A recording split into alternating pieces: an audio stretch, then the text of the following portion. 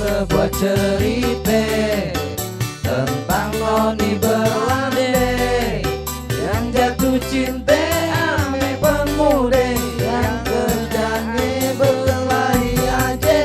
Maklum katanya untuk pemuda Jaware musuh Belanda.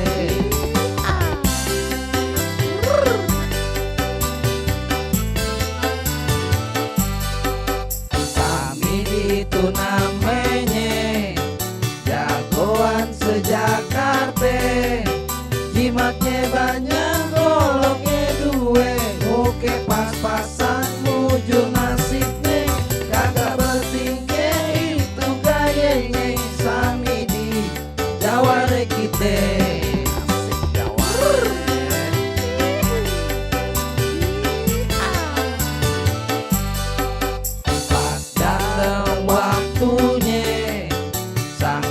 Mulai curiga, kenapa noni mulai berubah, sering bohong kalau keluar rumah, nemuin sang pujaan hatinya, sami di jadi idole.